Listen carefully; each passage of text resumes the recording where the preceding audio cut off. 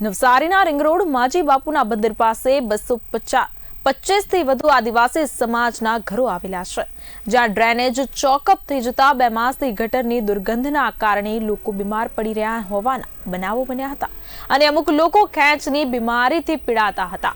જણાવવા માંગીશ કે 25 જેટલા ઘરો આવેલા હોય ને તે તમામ લોકો બીમાર હોવાનું હાલમાં જાણવા મળી રહ્યું છે।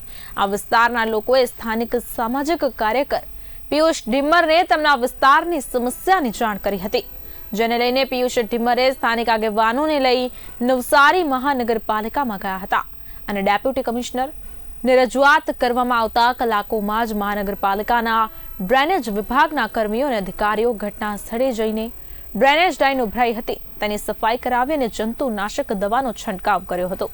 થોડા દિવસોમાં જ મહાનગરપાલિકાનો સ્ટાફ પણ આ વિસ્તારમાં આવશે તેમ જણાવતા સ્થાનિકોએ આભાર માન્યો હતો।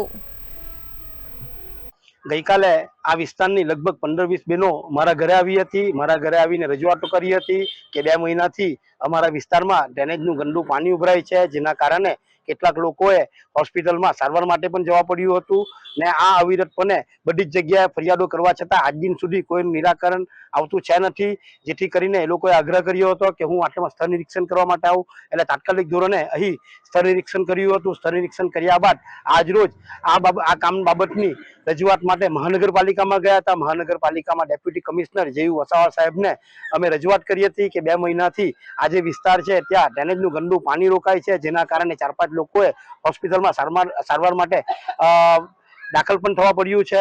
તો જ્યારે મહાનગરપાલિકામાં રજૂઆત કરી હતી તો ત્યારે મહાનગરપાલિકામાં જણાવ્યું હતું કે મહાનગરપાલિકાની પ્રથમ ફરજમાં આવે છે કે આરોગ્ય, લોકોને સારી એવી સગવડતા આપવી, નહીં કે રસ્તાની ઉપર રસ્તો બનાવવો એ વિકાસ છે। લોકોને સારી આરોગ્યલક્ષી સેવાઓ આપવી એ ખરો વિકાસ છે। એ અનુસંધાને વાતો થઈ હતી। તાત્કાલિક ધોરણે અહીં મહાનગરપાલિકાએ ડ્રેનેજની ટીમો મોકલાવી છે અને કામગીરી હાલમાં ચાલુ કરી છે। ટાટા સ્કૂલ પાસે જે ઓર્ચિડ એપાર્ટમેન્ટ આવેલું છે એની નજીકમાં એક વસાહત છે, જેની અંદર ડ્રેનેજનું પાણી ઓવરફ્લો થાય છે તે પ્રકારની ફરિયાદ મળેલી છે અને નાગરિકો દ્વારા રૂબરૂ અહીં આવીને રજૂઆત કરી છે અને તેમની જે રજૂઆત છે અને તેને ખૂબ જ ગંભીરતાથી લઈને ડ્રેનેજ વિભાગને સૂચનાઓ આપવામાં આવી રહી છે અને તાત્કાલિક અગ્રતાના ધોરણે જે ડ્રેનેજ ઓવરફ્લોનો જે ફરિયાદ છે એનો તાત્કાલિક પોઝિટિવલી નિકાલ થાય તે રીતે કોર્પોરેશન દ્વારા કાર્યવાહી હાથ ધરવામાં આવશે। જે એપાર્ટમેન્ટના સંચાલકોની જે ગેરકાયદેસર પાઇપલાઇન નાખવાની જે બાબત છે એ રજૂઆત પણ મળેલી છે, એ બાબતે પણ જરૂરી તપાસ કરીને યોગ્ય પગલાં લેવામાં આવશે। મારા 2 છોકરા છે, બરાબર, ત્યાંથી સ્કૂલમાં પાછળ માજી બાપુમાં જ રહેવાનું। અહીંયા પાણી ભરાઈ જાય ને એના કારણે મારો પગમાં છે ને આખો સડાવ આવી ગયો, બધું એ થયું અને મારા પોયરા 2 બીમાર છે ને મારી વાઈફ છે ઓલરેડી હમણાં દવાખાને છે। મારે હવે ખાવાનું બનાવીને એને માટે સ્પેશિયલ જવું પડે, મારે હવે લોકોને માટે કેવું પડે કે ભાઈ લઈ જવાનું છે ખાવાનું। ત્યાં માણસને ખેંચાવી ગયેલી મારે કાલે બૈરી। હા, કાલે પિયુષભાઈ પાસે અમે મોકલેલા ને અમે કીધું કે કાલે તમે 3 વાગે આવો, મેં તમારી બધી સુવિધા મેં તમારી કરી આપું। પિયુષભાઈ એમ કીધું અમને તો કઈ નહીં, તો અમારા બધા બૈરા અહીંયાથી ગયા ત્યાં પિયુષભાઈ એ કીધું કે અમે કરી દઈએ તમારું કામ।